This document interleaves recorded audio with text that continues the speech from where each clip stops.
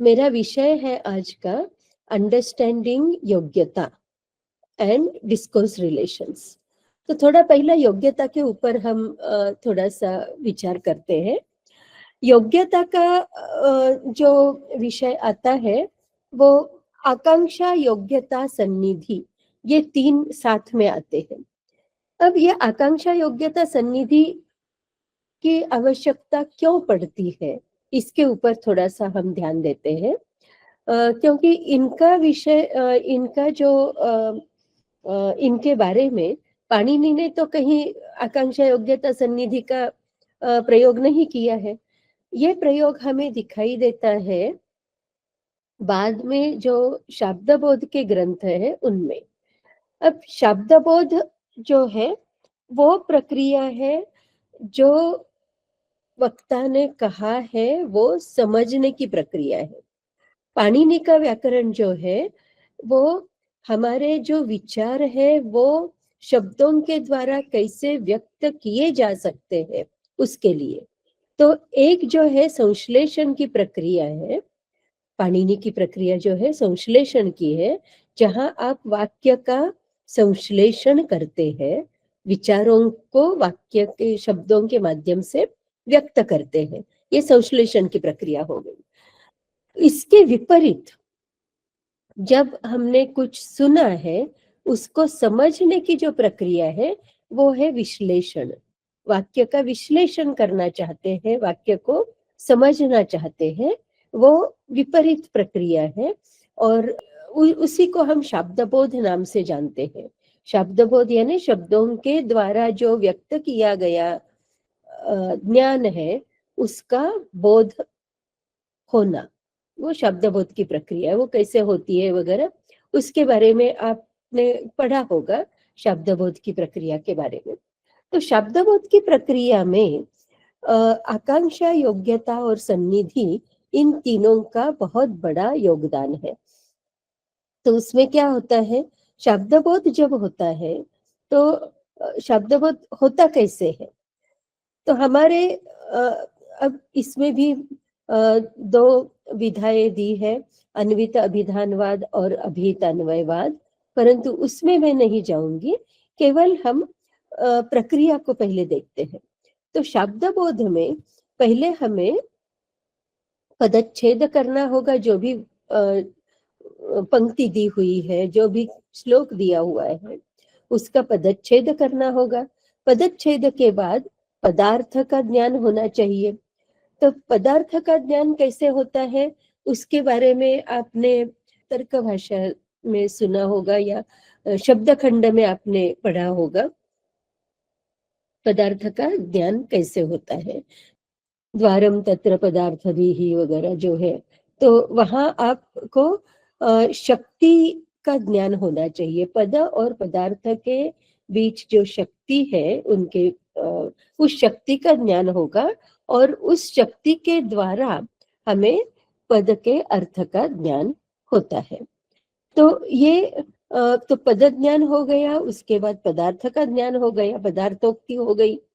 उसके अनंतर जो सामासिक शब्द है उनका विग्रह वाक्य हमें जानना चाहिए, तभी हमें उसका पूरा अर्थ का ज्ञान होगा। तो जैसे अभी मान लीजिए कोई पंक्ति है, उसमें उदाहरण के लिए लेती हूँ, दृष्ट्वा तु पांडवानीकम व्यूढ़म दुर्योधनस्तदा।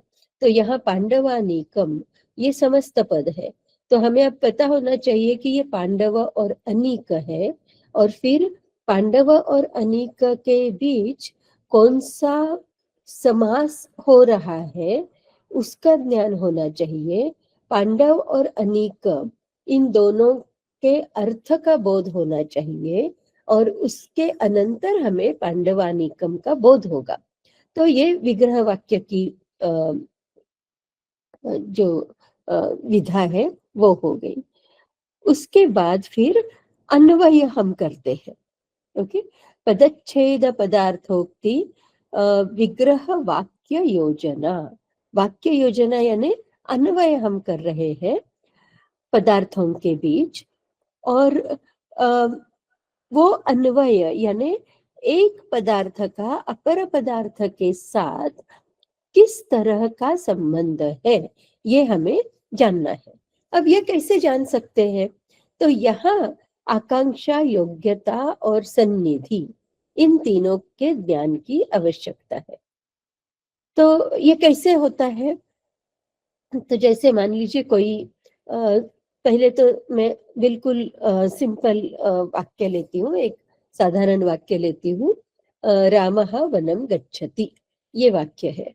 तो अब हम क्या करते हैं, पहले पदार्थ पदच्छेद के बाद पदार्थ का जो ज्ञान हो रहा है उसमें प्रत्येक पदार्थ का विश्लेषण करते हैं। तो रामः में राम ये प्रातिपदिक है, उसमें प्रथमा विभक्ति है, पुल्लिंग है, ये हमें पता चला, और एक वचन है। उसके अनंतर वनम, वनम के लिए वन ये प्रातिपदिक है, नपुंसक में है, उसमें प्रथमा अथवा द्वितीय दोनों विभक्तियां हो सकती है। और गच्छति जो है वो क्रियापद है, उसमें लट लकार है, गम धातु है, वहां गमन क्रिया है, और प्रथम पुरुष और एक वचन का ये रूप है। ये सब हमें सूचना मिल गई। अब हम अगले जो आयाम है, अगला जो स्टेप है, उसमें हम क्या करेंगे, गच्छति ये जो क्रियापद है उसमें जो गम धातु है, इस गम धातु की क्या क्या आकांक्षाएं हैं इसके बारे में पहले हम सोचते हैं। तो गम धातु जब कहते हैं गमन क्रिया, इस क्रिया में कितने कारकों की आवश्यकता है? तो गमन क्रिया होने के लिए एक कर्ता होना चाहिए जो गमन करेगा, जो एक देश से दूसरे देश जाएगा। फिर हमें दूसरा एक स्थान चाहिए जिसके साथ ये जो जा रहा है कर्ता, उसका संयोग होगा, उत्तर देश संयोग अनुकूल व्यापार। तो हमें एक उत्तर देश भी चाहिए।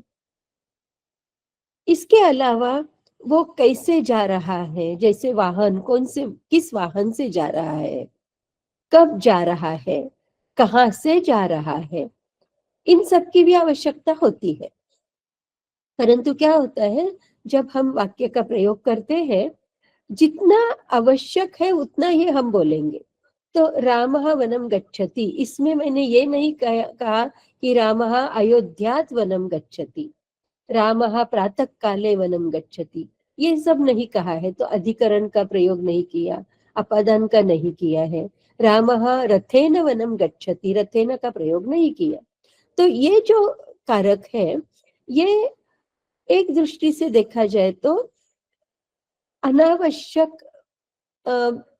या उनकी उतनी आवश्यकता नहीं है जितनी आवश्यकता वन की है। केवल आप रामः रथेन गच्छति कहते हैं तो वो वाक्य थोड़ा सा अधूरा रहेगा, क्योंकि वहां एक आकांक्षा छूट जाती है, वो कहाँ गया। तो कुछ कारक जो होते हैं थोड़े महत्वपूर्ण होते हैं, तो कुछ जो है थोड़े कम महत्व उनका होता है। यदि उनके बारे में नहीं बताया तो भी कुछ बिगड़ता नहीं है, या अर्थ हमें समझ में आ जाता है। कुछ कारक जो है वो अनिवार्य होते हैं। तो यहाँ जो सकर्मक धातु है वहां कर्म की एक अनिवार्यता हमें दिखाई देती है। चलिए हम अनिवार्य या वो अनिवार्य है या नहीं इसके बारे में थोड़ा सा हम बाद में बात करेंगे, या उनके बारे में अधिक कुछ नहीं बोलेंगे अभी। परंतु जो कारक है हम थोड़ा सा अलग तरीके से उसको देखते हैं। हम ये कहेंगे कि कुछ कारक जो है वो एक्सप्लिसिटली वहां बताए जाते हैं, और कुछ कारक जो है उनका कॉन्टेक्स्ट से, जो संदर्भ है वहां से हमें आगे पीछे से उनके बारे में सूचना मिलती है। जैसे रामायण की कथा चल रही है तो सबको अब ये पता है कि राम अयोध्या में है वगैरह। और उस स्थिति में यदि जो प्रवचनकार है उन्होंने कहा और इस समय राम वन जाते हैं, रामः वनम गच्छति, ऐसे कहा। रामः सीतया सह, सीतया लक्ष्मणेन सह वनम गच्छति, इतना कहा। तो हमें पूरे जो बैकग्राउंड है वहां से पता है कि वो अयोध्या से गए हैं। और कैसे गए तो आगे कहीं उसके बारे में बताया जाएगा कि फिर रथ को रोक दिया गया वगैरह, तो वहां से पता चलता है कि वो रथ से जा रहे हैं। तो कुछ जो है कारक या कुछ शब्द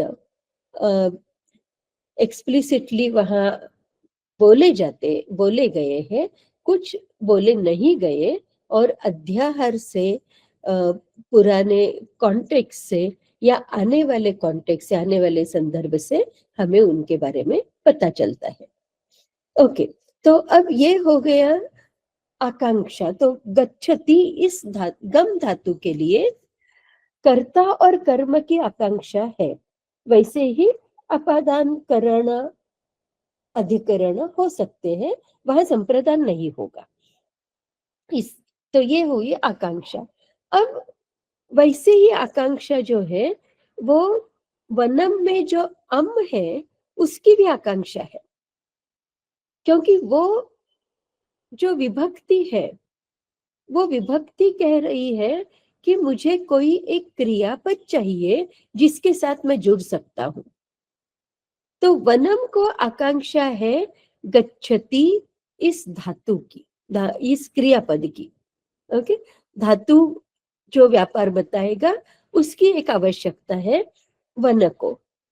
रामः में हमें पता है कि प्रथमा जो है केवल प्रातिपदिकार्थ दिखाता है, परंतु वो अभिहित होने के कारण गमन क्रिया का करता है, ये हमें पता चला।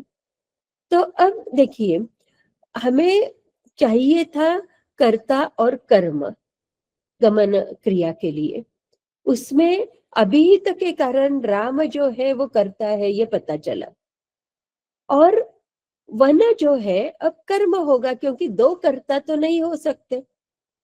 वन यद्यपि प्रथमा में भी प्रथमा का विश्लेषण भी हम वहां मान सकते हैं, परंतु इस वाक्य में राम रामहा ये जो प्रथमा में मिल गया, तो हमें वन को द्वितीय में लेना होगा, और वन जो है फिर कर्म हो गया। और इस तरीके से हम इस वाक्य का शब्दबोध करते हैं, रामः वनम गच्छति। अभी केवल मैंने आकांक्षा के बारे में बताया। अब थोड़ा सा योग्यता के बारे में देखेंगे। मान लीजिए वाक्य है यानम वनम गच्छति, तो अब क्या होगा? यानम में प्रथमा और द्वितीय दोनों है, वनम में भी प्रथमा द्वितीय दोनों है। तो अब हमें कैसे पता चलेगा कि कौन करता है और कौन कर्म है? समस्या आप समझ रहे हैं? यान जो है वो नपुंसक में है, वो प्रथमा और द्वितीय में है। वनम जो है वो भी नपुंसक में होने के कारण प्रथमा और द्वितीय में है। तो अब हमें ये इसका निर्णय करना है कि इसमें कर्ता कौन है और कर्म कौन है। तो कर्ता यहाँ पता लगाने के लिए हमें क्रिया देखनी होगी। क्रिया है गमन क्रिया। तो गमन क्रिया में कर्ता जो है उसका उत्तर देश संयोग से संयोगानुकूल व्यापार होना चाहिए। वो व्यापार आश्रय करता है, कर्ता में है। तो यदि व्यापार गमन क्रिया का है, वहां उत्तर देश संयोगानुकूल व्यापार है, तो जो कर्ता है उसमें गमन अनुकूल व्यापार करने की क्षमता होनी चाहिए। और गमनानुकूल व्यापार यहाँ जो है वो यान में ही हो सकता है, वन में नहीं। क्यों? क्योंकि वन अचल है, वो चल ही नहीं सकता, तो उसका उत्तर देश संयोग अनुकूल व्यापार कैसे होगा। इसलिए योग्यता हमें बता रही है कि यद्यपि आकांक्षा के आधार पर यान और वन दोनों कर्ता हो सकते हैं, योग्यता के आधार पर केवल यान ही कर्ता होगा, और यान कर्ता होने के कारण वन जो है वो कर्म होगा। तो अभी हमने यानम वनम गच्छति इसके बारे में देखा, और हमने देखा कि यानम वनम गच्छति में यान जो है वो कर्ता है और वन कर्म है। अब थोड़ा सा मैं दूसरा एक श्लोक लेती हूँ। ये है, तेन मायाविना दूरम अपवाह्य नृपम आत्मजौ जहार भार्यां रामस्य गृध्रम हत्वा जटायुषम। ये रामायण से है श्लोक, और इसका हमें अभी शब्दबोध करना है। तो आकांक्षा, योग्यता और सन्निधि, इन तीनों की सहायता से इसका हम शब्दबोध कैसे करेंगे, ये प्रश्न है। तो अभी इस वाक्य में पहले हम, जैसे इसके पहले हमने किया था, प्रत्येक शब्द का हमने विश्लेषण किया। तो यहाँ तेन जो है वो तृतीया में है, मायाविना तृतीया में है, दूरम एक अव्यय है, परंतु वहां उसको द्वितीय विभक्ति भी हम मान सकते हैं। अपवाह्य ये एक कृदंत है, और कृदंत में कौन सा प्रत्यय यहाँ लगा हुआ है, ल्यप है। अपपूर्वक वह धातु अपवाह्य, इसका मुझे पूरा विश्लेषण चाहिए। कौन सी धातु है, कौन सा उपसर्ग है, और कौन सा प्रत्यय लगा हुआ है। इसमें अप उपसर्ग है, वह प्रापणे धातु है, निजंत है ये, और निज प्रत्यय है उसमें लगा हुआ, और इसके अलावा ल्यप है, त्वा का ल्यप हो गया है अप उपसर्ग के कारण। नृपात्मजौ, नृपात्मजौ ये द्वितीया में है, पुल्लिंग में है। जहार, उसके आगे है भार्याम, वो द्वितीया में है। रामस्य षष्ठी है। क्रुद्रम द्वितीया में है। हत्वा, त्वा प्रत्ययांत है, हन धातु। और जटायुषम इसमें भी द्वितीय है। तो अब आप ये देख रहे हैं यहाँ अपवाह्य, ये एक क्रियापद है। फिर जहार यहाँ एक क्रियापद है, और तीसरा हत्वा, ये एक क्रियापद है। अब हमें देखिए, अभी मैं जो बात कर रही हूँ थोड़ा सा कंप्यूटर की दृष्टि से बात कर रही हूँ। आप कहेंगे इसमें क्या है, ये तो हमें वाक्य समझ में आ गया है। वाक्य समझ में आ गया, ठीक है, परंतु जब आप कंप्यूटर के द्वारा इसका ऑटोमेटिक विश्लेषण करवाना चाहेंगे तो आपको कंप्यूटर को कुछ नियम देने होंगे। तो अभी ये नियम कौन से हैं, जो पाणिनि ने दिए हैं नियम, उन्हीं का हम उपयोग कर रहे हैं। पाणिनि ने क्या कहा है कि कर्तृकरणयोः तृतीया, और कर्मणि द्वितीया।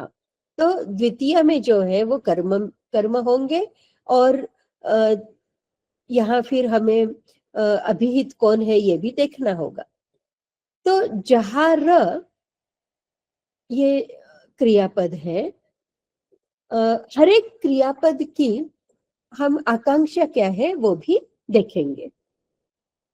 तो जहाँ र, इस क्रियापद में कौन कौन सी आकांक्षा है, ठीक है। तो अब प्रश्न, मैं दूसरा एक वाक्य लेती हूँ पहले, छोटा सा सिंपल वाक्य लेती हूँ मैं। रामः दुग्धं पीत्वा शालां गच्छति, ये वाक्य है। ओके, तो अब इसमें पीत्वा और गच्छति ये दो क्रियापद है। हाँ? तो अभी पीत्वा के लिए भी आप कहेंगे कि कर्ता कौन पी रहा है दूध, ये आकांक्षा तो है ही, और कर्म की भी आकांक्षा है। गच्छति के लिए कर्ता की आकांक्षा है और कर्म की भी आकांक्षा है। तो हमें 4 कारक चाहिए, पीत्वा के लिए 2 और गच्छति के लिए 2। परंतु यहाँ इस वाक्य में देखेंगे तो केवल रामः दुग्धम और शालाम, 3 ही संज्ञाएं है, 3 ही नाउन्स है, नामपद 3 ही है, परंतु हमें तो 4 चाहिए। और हम देखते हैं यहाँ कि कर्म जो है ये शालाम। अब शालाम क्यों लिया इसके बारे में मैं आप ये कह सकते हैं कि शालाम जो है वो देश को दिखाता है। गमन क्रिया के व्यापार में उत्तर देश संयोगानुकूल व्यापार, उत्तर देश जो है वो कर्म होगा, इसलिए शालाम कर्म हुआ। और पीत्वा जो है इसमें दुग्धम ये कर्म हुआ, क्योंकि पान क्रिया में कर्म जो है वो एक द्रव पदार्थ होना चाहिए पान क्रिया के लिए, इसलिए ये दुग्धम जो है योग्यता के आधार पर, यद्यपि दुग्धम और शालाम दोनों द्वितीय में है, योग्यता के आधार पर हम पीत्वा का संबंध दुग्धम, पीत्वा का कर्म दुग्धम है ये कहेंगे, न कि शालाम, और गच्छति का कर्म शालाम है न कि दुग्धम। योग्य आकांक्षा के आधार पर ये दोनों संभव हो सकते हैं, परंतु योग्यता के आधार पर कर्म यहाँ दुग्धम और कर्म यहाँ कर्म शालाम होगा। अब प्रश्न है, रामः जो है वो कर्ता किसका है, गच्छति का है या पीत्वा का है? तो जब मैं ये पूछ रही हूं कि वो किसका करता है, वैसे देखा जाए तो जो सामने घटना घट रही है, राम स्वयं दूध पी के शाला जा रहा है, तो राम ही करता है दूध पीने का, ये हमें पता है, परंतु वाक्य के स्तर पर क्या कहा गया है ये हमें पता लगाना है। तो अब यदि हम अभिहितत्व का विचार करते हैं तो रामः में अभिहितत्व है गच्छति के साथ उसका कर्ता होने का। यदि हम इसका कर्मणि प्रयोग करते हैं तो रामेण दुग्धम पीत्वा शाला गम्यते, ऐसे प्रयोग होगा, है ना। तो राम जो है वो गमन क्रिया का करता है, ये यहाँ जो प्रत्यय है उससे हमें पता चल रहा है। तो फिर प्रश्न उठता है कि राम पीत्वा का करता है, ये कहां से पता चलता है? देखिए, हम जो देख रहे हैं हम उसका पूरा विश्लेषण करके शब्दों से अर्थ कैसे आ रहा है इसके बारे में सोच रहे हैं, है ना। तो यहाँ रामः दुग्धम पीत्वा शालाम गच्छति, इस वाक्य में राम जो है वो पीतवा का करता है, ये हमें कहाँ से पता चलता है? कोई पाणिनि का सूत्र है जो हमें बताता है कि वो पीतवा का करता होगा? गच्छति का तो हमें अभी तत्व से पता चला। तो समान कर्तृकयोः पूर्व काले, ये सूत्र क्या बताता है? यदि दो क्रियाएं हैं, एक पूर्व काल में और एक बाद में उत्तर काल में है, और दोनों क्रियाओं का कर्ता यदि समान है, तब पूर्व काल में हम त्वा प्रत्यय का उपयोग करते हैं। तो यहाँ अब विश्लेषण में हम क्या करेंगे? त्वा प्रत्यय हमें दिखाई दिया, त्वा प्रत्यय है, इसका अर्थ है वो पूर्व काल है। फिर उत्तर काल की क्रिया देखिए, उसका कर्ता कौन है? देखिए, वो ही कर्ता पूर्वकालीन क्रिया का भी होगा। इस तरीके से हम ये जो अनुमान है, समान कर्तृकयोः पूर्व काले सूत्र का उपयोग करके अनुमान के आधार पर हमने ये कहा कि राम जो है वो ही पीतवा का करता है। देखिए, ये विश्लेषण पूरा हमें जो प्रकृति और प्रत्यय है उनमें पहले प्रकृति प्रत्यय विभाग करना है पदों का, फिर प्रत्येक प्रत्यय के लिए प्रत्येक प्रत्यय का अन्वय प्रत्यय के साथ पद का अन्वय करते जाना है, या प्रत्ययों के आधार पर पदों का अन्वय करते जाना है। और प्रत्ययों के आधार पर जब अन्वय करेंगे, हमें पाणिनि के सूत्र को ध्यान में रखते हुए ये अन्वय करना है। तो अब हम हमारा जो श्लोक था इस पे आते हैं। श्लोक है, तेन मायाविना दूरम अपवाह्य नृपात्मजौ जहार भार्यां रामस्य गृध्रम हत्वा जटायुषम। ये पद है हमारे पास। अब इसमें अपवाह्य ये एक क्रियापद है, जहार दूसरा है और हत्वा ये तीसरा है।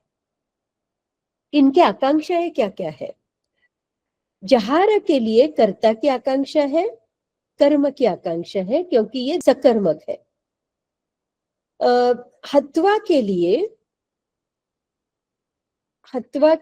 भी हत्वा के लिए जैसे अभी हमने देखा, कर्ता की आकांक्षा नहीं होगी, क्योंकि समान कर्तृकयोः पूर्व काले का प्रयोग करते हुए जो भी कर्ता होगा क्रियापद का, मुख्य क्रिया का, वो ही हत्वा के लिए भी कर्ता बन जाएगा।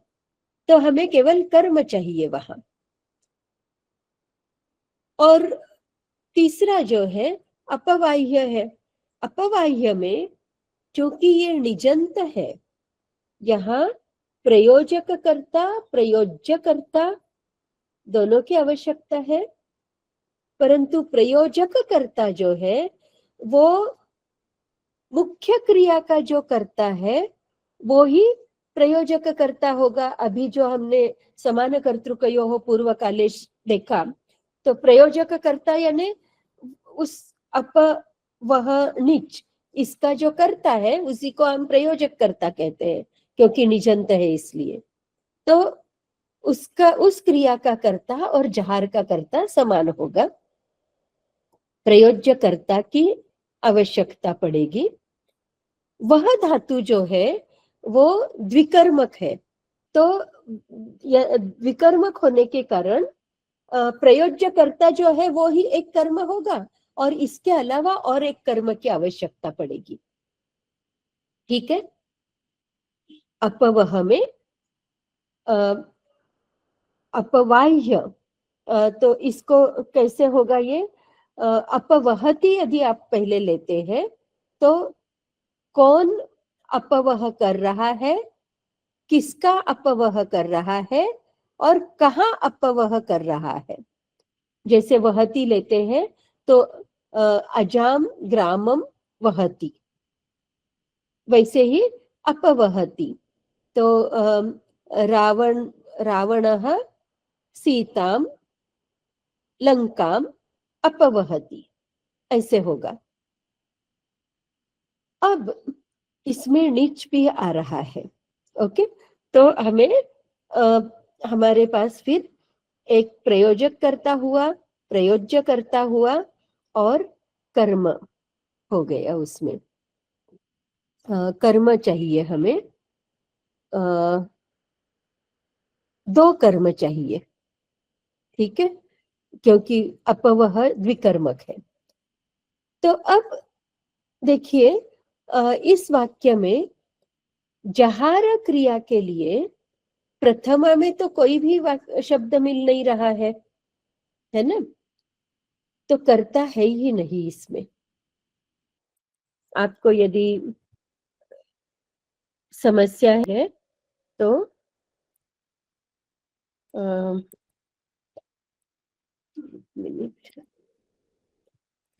आत्मजौ, ये मैंने यहाँ टाइप किया, और आत्मजौ के लिए उसने कहा पुल्लिंग प्रथमा द्विवचन और द्वितीय द्विवचन दोनों हो सकता है, तो दोनों संभव है। परंतु इसमें प्रथमा द्विवचन ले सकते हैं क्या? तो जहार जो है वो क्रियापद है, और प्रथमा वाला जो पद है वो यदि कर्मणि प्रयोग है तो वो कर्म होगा। ये तो कर्तरी प्रयोग है तो कर्ता होगा, और कर्ता जो है वो अभिहित होना चाहिए। जहार एक वचन में है, आत्मजौ द्विवचन में है, इसलिए नृपात्मजौ में द्विवचन हम नहीं ले सकते, प्रथमा द्विवचन नहीं ले सकते, तो नृपात्मजौ को द्वितीय ही लेना होगा। ठीक है, तो हमारे पास अब द्वितीय में दूरम नृपात्मजौ भार्याम गृध्रम जटायुषम, ये सब द्वितीय में है। रामस्य षष्ठी में है, और तेना मायाविना ये तृतीय में है। तो हमारे पास केवल द्वितीय, षष्ठी और तृतीय ये पद है। और अपवाह्य में प्रयोजक कर्ता, प्रयोज्य कर्ता और 2 कर्म, इनकी आकांक्षा है। जहार में हमें कर्ता और कर्म की आकांक्षा है, हत्वा में कर्ता और कर्म की आकांक्षा है। तेना मायाविना, ये जो है ये कर्ता नहीं हो सकता यहाँ जहार का, तो करता है नहीं जहार का। ठीक है, तो अब यहाँ देखिए अपवाह्य, इसमें कर्ता जो है वो शेयर्ड यानी जो मुख्य क्रिया है उसी का जो कर्ता है वो अपवाह्य का कर्ता होगा। कर्म के लिए दूरम नृपात्मजौ गृध्रम जटायुषम भार्याम, ये सब संभव है। इनमें अब हमें योग्यता के आधार पर कौन सा ठीक है ये देखना है, और ये द्विकर्मक होने के कारण मैंने कर्म 2 लिखे हैं, एक कर्म 1 और एक कर्म 2। तो हमें अब ये देखना है कि इसमें अपवाह्य में दूरम अपवाह्य, देखिए वह क्रिया जो है वहन क्रिया, तो इसमें हमें एक देश चाहिए और एक व्यक्ति चाहिए जिसको उस देश में ले जा रहे हैं। दूर जो है वो देश को दिखाता है। नृपात्मजौ व्यक्ति है, गृध्रम व्यक्ति है, जटायुषम व्यक्ति है, और भार्याम भी व्यक्ति है। तो दूरम जो है ये एक कर्म हो गया, और दूसरा कर्म इन चारों में से कोई भी हो सकता है। भार्याम दूरम अपवाह्य, गृध्रम दूरम अपवाह्य, नृपात्मजौ दूरम अपवाह्य, जटायुषम दूरम अपवाह्य, ये सब संभव है। ठीक है, तो अब थोड़ी सी मैं मशीन की दृष्टि से जो समस्या आ रही है वो बता रही हूँ। योग्यता सभी में है, आकांक्षा के आधार पर हमने ये कहा कि इनमें ये सब कर्म हो सकते हैं, और ये सब कर्म गौण कर्म और मुख्य कर्म मान लीजिए हो सकते हैं। अपवाह्य में दूरम ये एक कर्म हो गया, और दूसरा कर्म जो है फिर नृपात्मजौ गृध्रम जटायुषम या भार्याम, इन चारों में से कोई भी हो सकता है क्योंकि उसमें योग्यता है। देखिए अभी मैं थोड़ा सा मशीन की दृष्टि से देख रही हूँ। मशीन की दृष्टि से यदि देखते हैं तो योग हमने आकांक्षा देखा और अभी योग्यता देख रहे हैं, और योग्यता चारों में है। नृपात्मजौ, गृध्रम, जटायुषम, भार्याम, चारों अपवाह्य के कर्म बन सकते हैं। भार्याम अपवाह्य, जटायुषम अपवाह्य, गृध्रम अपवाह्य अथवा नृपात्मजौ अपवाह्य, ये सभी संभव है। तो अब मैं क्या करूंगी, इसमें कर्म 1 जो है इसमें केवल दूरम रखती हूँ, और कर्म 2 में दूरम नहीं हो सकता, ये हटा देती हूँ। ठीक है, तो ये अभी संभावना बची है। हत्वा यदि देखते हैं तो हत्वा में भी शेयर करता है, कर्ता जो है, जहार का कर्ता जो है वो ही हत्वा का भी कर्ता होगा। ठीक है, और दूरम हत्वा ये तो कभी नहीं हो सकता, योग्यता है ही नहीं। हत्वा के लिए कोई एक जीवित व्यक्ति चाहिए। तो नृपात्मजौ हत्वा हो सकता है, गृध्रम हत्वा हो सकता है, जटायुषम हत्वा हो सकता है, अथवा भार्याम हत्वा भी हो सकता है। इस कॉन्टेक्स्ट में कौन सा है ये हमें पता लगाना है।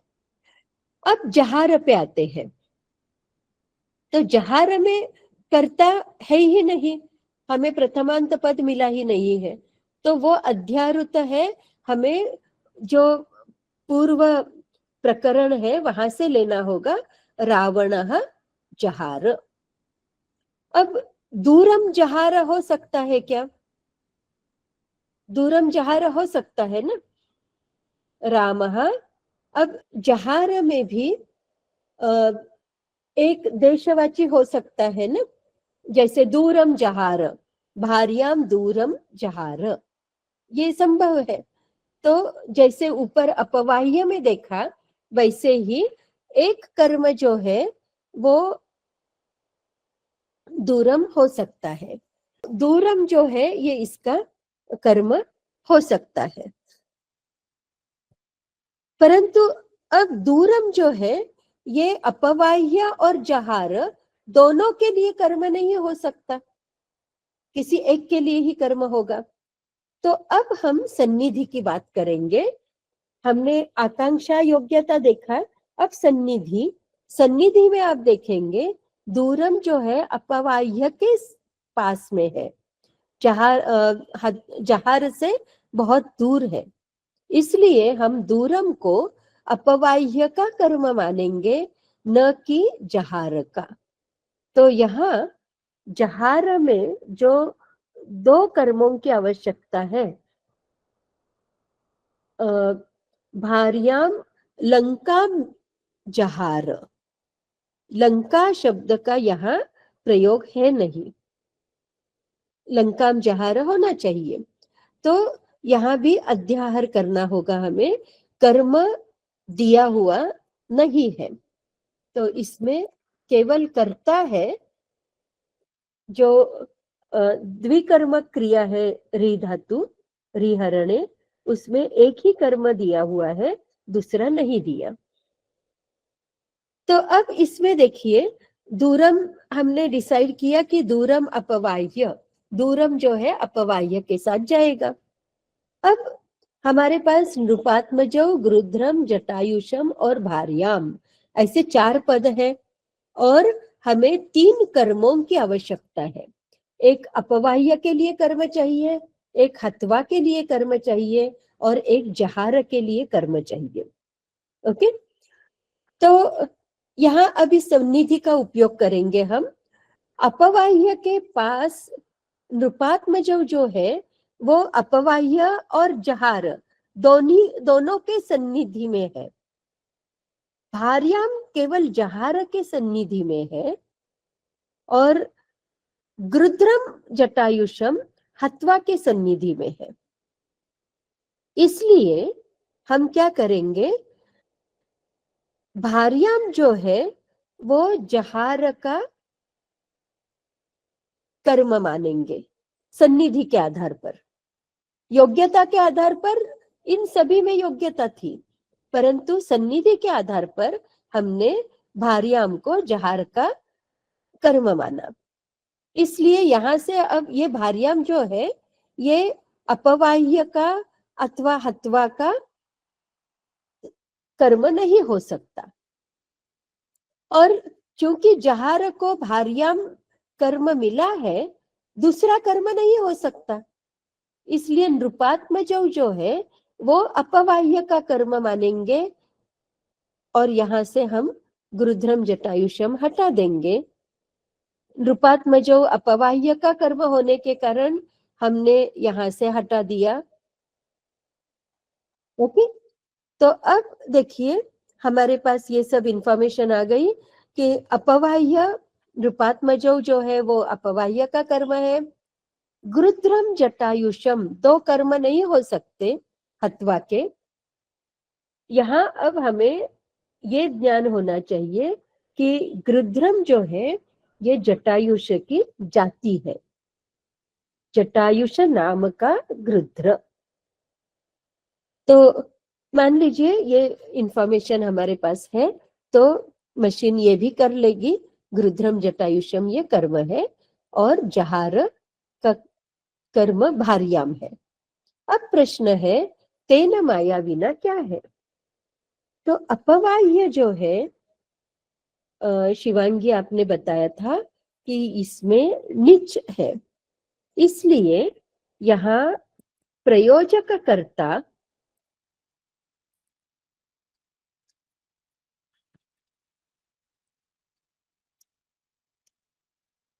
और प्रयोज्यकर्ता ये दो आएंगे।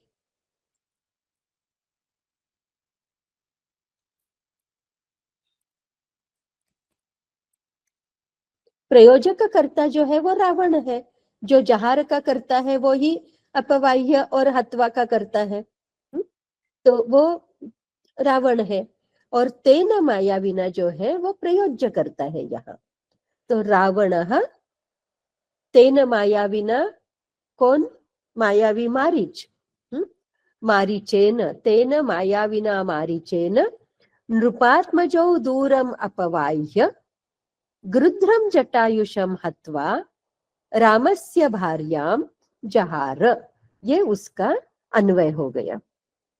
तो तेन मायाविना जो है वो करण नहीं है और यहाँ कर्ता भी नहीं है, ये कर्मणि प्रयोग नहीं है, कर्मवाच्य नहीं है। तो देखिए आपको इस तरीके से प्रत्येक वाक्य का विश्लेषण करने में क्या क्या कठिनाई आती है ये देखना होगा। और फिर एक जो समस्या है अभी भी संस्कृत कंप्यूटेशनल लिंग्विस्टिक्स में, वो है वाक्य का विश्लेषण ऑटोमेटिक तरीके से कैसे मशीन से करवाए। अभी यही वाक्य मैं मशीन को देती हूँ तेन मायाविना और देखते हैं मशीन क्या उत्तर देती है। तो संसाधनी जो टूल है उस टूल में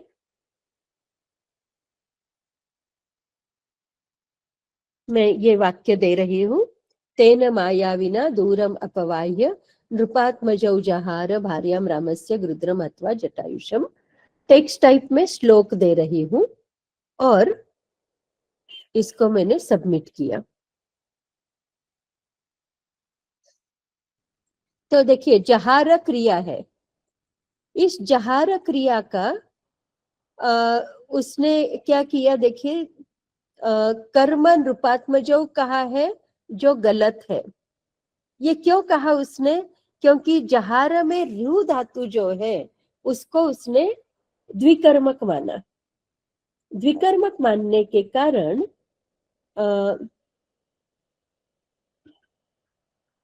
हाँ, द्विकर्मक मानने के कारण भार्याम और नृपात्मजौ इन दोनों को उसने कर्म माना।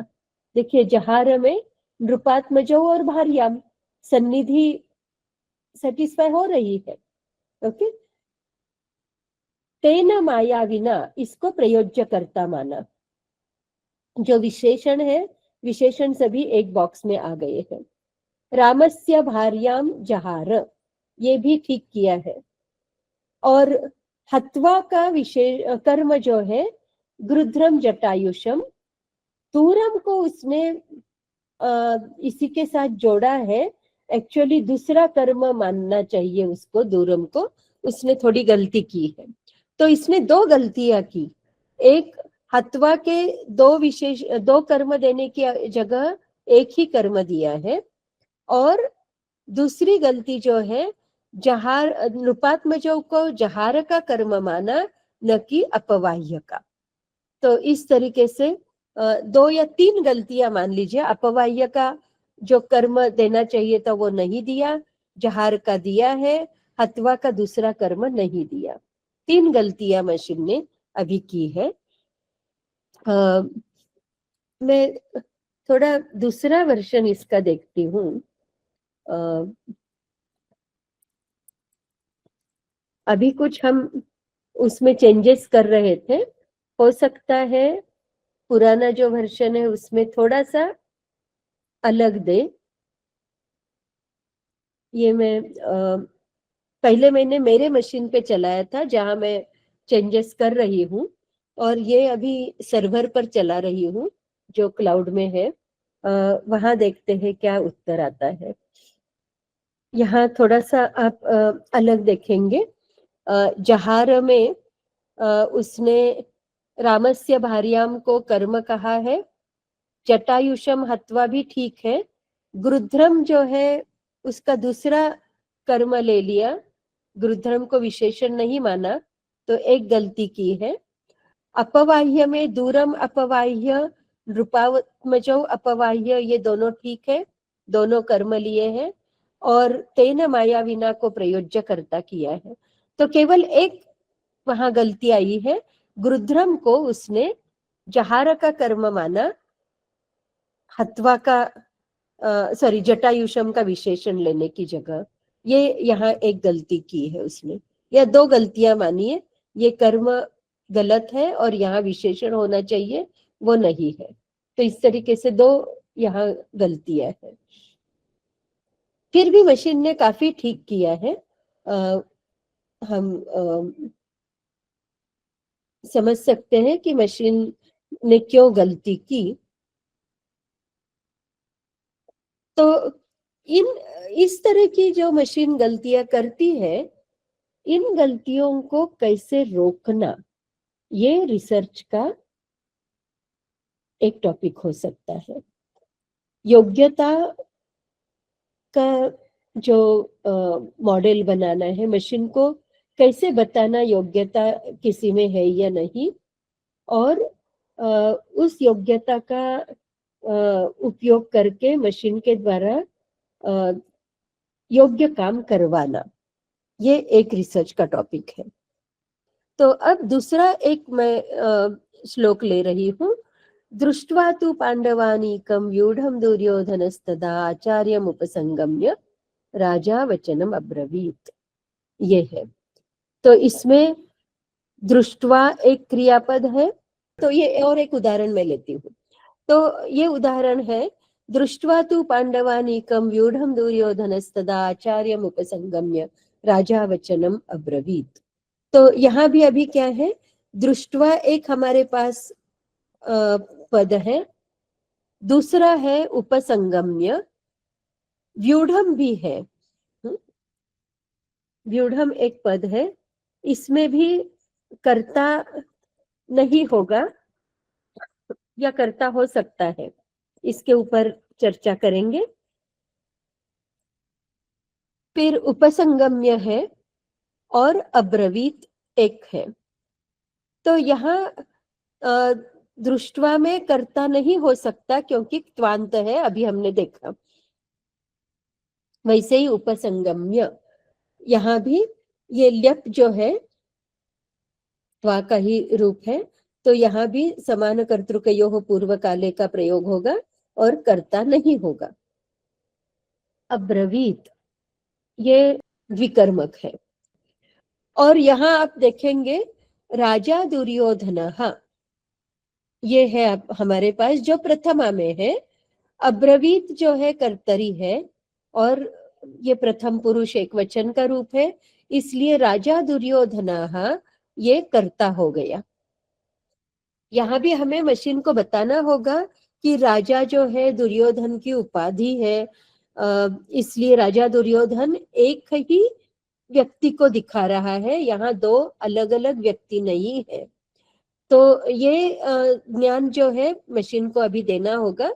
थोड़ी देर के लिए मैं अश्यूम करती हूँ कि मशीन के पास ये ज्ञान है। जैसे गृध्रम जटायुषम में हमें समस्या आई थी, मशीन को पता नहीं था कि जटायुष जो है वो एक गृध्र है, इसलिए उसने जटायुष और गृध्र दो अलग अलग व्यक्ति माने थे। वैसे ही राजा दुर्योधन में हो सकता है कि वो दो अलग अलग व्यक्ति माने। आपको मशीन को बताना होगा कि राजा जो है ये उपाधि के तौर पे यहाँ आ रहा है। चलिए, ये हमने किसी तरीके से उसको बताया, मशीन को समझाया।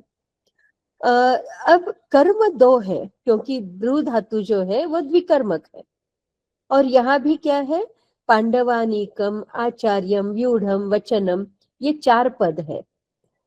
तो इसमें यदि आप देखेंगे, अब्रवीत के पास वचनम अब्रवीत के सन्निधि में है, दृष्टवा और उपसंगम्य से बहुत ही दूर है, इसलिए वचनम ये पक्का अब्रवीत का कर्म होगा। इसलिए वचनम जो है ये अब उपसंगम्य का कर्म नहीं होगा और दृष्टवा का भी कर्म नहीं होगा। अब प्रश्न है, दृष्टवा के लिए कर्म कौन है? तो पांडवानीकम जो है उसके पास में है, इसलिए पांडवानीकम हमने दृष्टवा का कर्म लिया, और इसलिए उपसंगम्य से पांडवानीकम हटा दिया, और वो अब्रवीत का भी कर्म नहीं हो सकता। देखिए मशीन कैसे काम कर रही है ये मैं बता रही हूँ, ठीक है। पहले मशीन ने जो जो संभावना है सब लिख ली, उसके बाद जो जो नहीं हो सकती वो हटाती जा रही है। अब है मशीन के पास दूसरा कर्म जो है ये व्यूढ़म होगा अथवा आचार्यम होगा। उपसंगम्य के लिए भी हमें कर्म चाहिए, व्यूढ़म आचार्यम। आप देख रहे हैं उपसंगम्य के लिए आचार्यम जो है वो पास में है, तो आचार्यम उपसंगम्य, व्यूढ़म हटा दिया यहाँ से भी यहाँ से आचार्यम हटा दिया, ओके, क्योंकि आचार्यम जो है अब उपसंगम्य का कर्म बन गया। अब प्रश्न है, अब्रवीत के लिए व्यूढ़म कर्म है क्या? अब्रवीत को दो कर्म चाहिए, राजा दुर्योधनः वचनम अब्रवीत, कम अब्रवीत, आचार्यम अब्रवीत, ठीक है। किम अब्रवीत, वचनम अब्रवीत, कम अब्रवीत, आचार्यम अब्रवीत। तो आचार्यम जो है वो अब्रवीत का भी कर्म हो रहा है। तो यहाँ क्या हो रहा है, आचार्य के पास जाकर राजा दुर्योधन ने कहा, तो आचार्यम उपसंगम्य और अब्रवीत दोनों का कर्म हो रहा है। हमने उपसंगम्य का कर्म मार्क किया, यहाँ कर्म हम नहीं मार्क करेंगे, ये कर्म जो है वो अध्याहर से आ जाएगा, ओके। राजा दुर्योधनः आचार्यम उपसंगति, तदनंतरम वचनम अब्रवीत। अब प्रश्न है व्यूढ़म क्या? पांडवानीकम व्यूढ़म, व्यूढ़म जो है वो पांडवानीकम का विशेषण हो सकता है, व्यूढ़म पांडवानीकम दृष्ट्वा, किसी विशेष क्रम से वो रचे हुए हैं। पांडवों की सेना जो है वो किसी विशेष व्यूहाकार में उपस्थित पांडवों की सेना को देखकर, पांडव की सेना किसी विशेष व्यूह रचना में, तो यहाँ अभी मशीन कैसे करती है हम देखेंगे इसको भी, उसको क्या समस्या आती है। ठीक है, तो मशीन ने कुछ कर दिया, देखते हैं क्या किया है। अब्रवीत क्रिया है, उसका कर्ता है दुर्योधन, विशेषण है राजा। उसकी पूर्वकाल क्रिया है दृष्टवा, किम दृष्टवा, व्यूढ़म दृष्टवा। पांडवानीकम को व्यूढ़म का कर्म लिया है। एक्चुअली कर्म उक्त होने के कारण फिर अलग से कर्म लिखने की आवश्यकता नहीं थी, उसको विशेषण के रूप में लेना चाहिए था, परंतु मशीन ने इस तरह से लिया है। और आचार्यम जो है उपसंगम्य का कर्म, और वचनम जो है अब्रवीत का कर्म लिया है। पांडवानीकम में उसने कहा कि ये बहुव्रीहि समास है, तो समास इसके ऊपर भी काम और करने की आवश्यकता है। अब पांडवानीकम को उसने बहुव्रीहि क्यों कहा, ये थोड़ा सोचना होगा, क्योंकि अनीक जो है वो नपुंसक लिंग में है, यहाँ नपुंसक लिया उसने। पुल्लिंग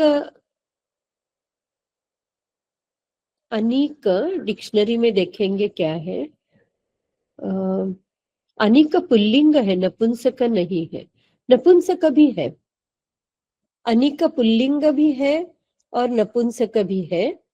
तो इसमें उसको व्यूढ़म में पुल्लिंग होने के कारण व्यूढ़म भी नपुंसक हो सकता है, तो दोनों हो सकते हैं। यहाँ बहुव्रीहि लेने की क्या आवश्यकता थी,